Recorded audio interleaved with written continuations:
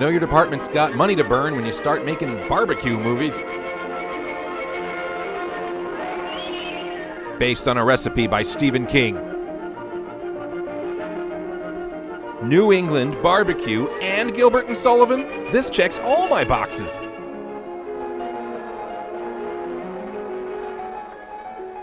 Everybody get out your wet naps.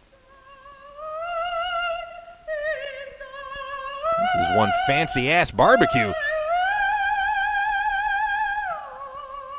Oh, she's singing a passionate defense of dry rub seasoning.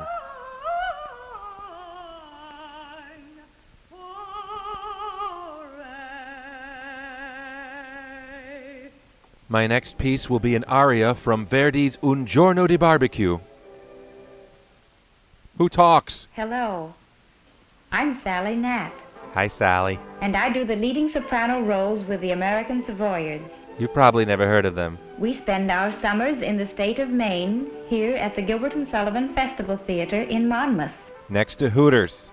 The company enjoys working in this unusual theater. And when we have leisure time, we enjoy sports and outdoor cookery. We love the very model of modern outdoor cookery. Once we had a chicken barbecue beside the lake. The end. Just such a barbecue as you might have in your own backyard. But, you know, fruitier. Although our location gave us a chance to have an afternoon of horseback riding, swimming, and just relaxing in the sun. Uh-oh, theater camp. Our barbecue pit was of cinder block. It doubles as a badger mausoleum. By the time the last of our company arrived, the fumes of the starter fluid had burned from the charcoal.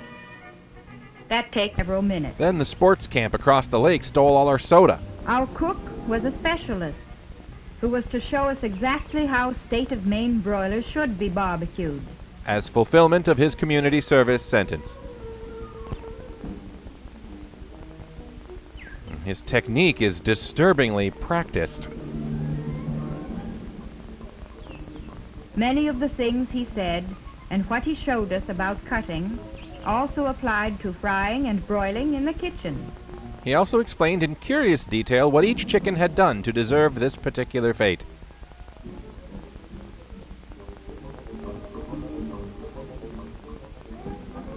The stuff I said wasn't very interesting. The secret of starting broilers is to begin cooking with the bone side of the bird towards the heat. On our 2-foot deep pit, the broilers were to be kept at low, even heat for 5 minutes before being turned. Repeat until you get a full confession. On smaller pits, where the birds are as near to the fire as 6 to 10 inches, they have to be turned at about 1.5 minutes and must be basted at once. Speaking of getting basted, we were using only 1 layer of briquette. And we forgot to light it, but otherwise delicious. When you have a barbecue by the water, there's always something to do while the chicken is broiling. But there's one way of waiting for dinner that is perhaps somewhat exclusive to the American Savoyards. Spazzy play acting. It's an excuse for a busman's holiday. Ugh, this is the kind of group that starts singing on an airplane. Whatever our picnic sport, the summer sun is itself a principal attraction. Ooh, now I'm the broiler. Whoopsie.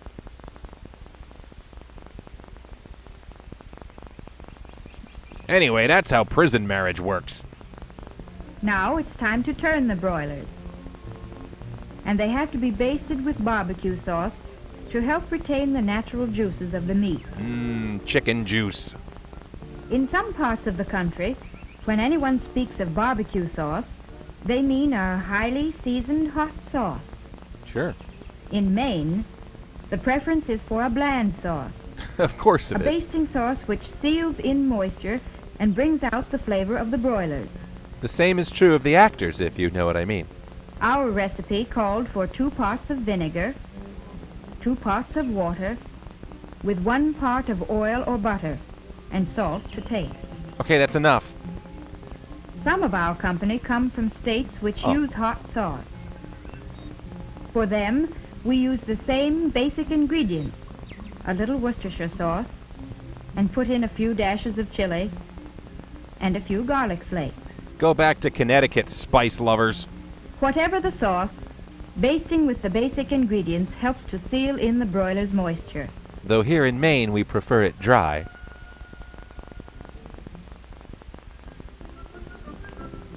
Our broilers cooked for 5 minutes with the bone side down. 5 minutes in the bone zone. Then Got they it. were turned to cook on the skin side just half as long. Then add bacteria to They have taste. to be cooked and turned like that for an hour or slightly more, depending on the size of the birds and the depth of the pit. That's my favorite chick tract. Of course, a brisk wind speeds the cooking time. And knocks Craig right over. You can depend upon the aroma of broiling chicken to keep most of your party nearby. And attract the kids from the fat The camp. lawn can become a stage for informal instruction or practice. Here we reenact scenes from the lives of the broilers to honor them.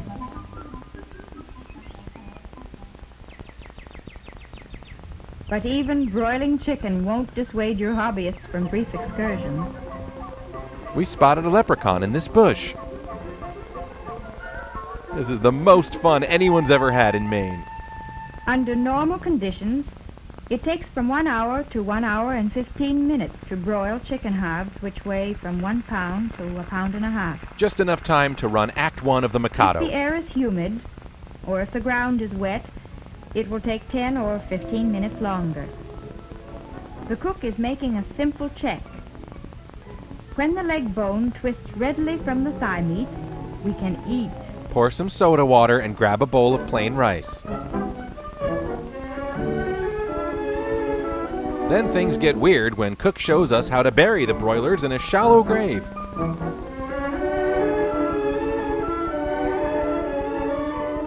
The whole gang is delighted at the prospect of bland sustenance.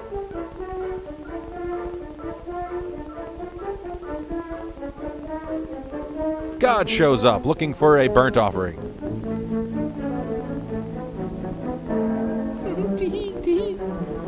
That's right. Eat, my children, eat. Here in Maine, the preference is for traditional mastication. There's something about eating by a lake with the sun going down. And barbecued chicken is one of the few ideal outdoor meals. Garbage being another. It's easy to prepare and economical too. Chickens are free at most farms. Just help yourself. Goodbye. Okay, so let's recap. Up in Maine one time, the whitest people ever took a break from singing Gilbert and Sullivan to prance around by a lake and eat bland chicken. Maybe next we'll hop over to Rhode Island and have unbuttered toast with some mimes.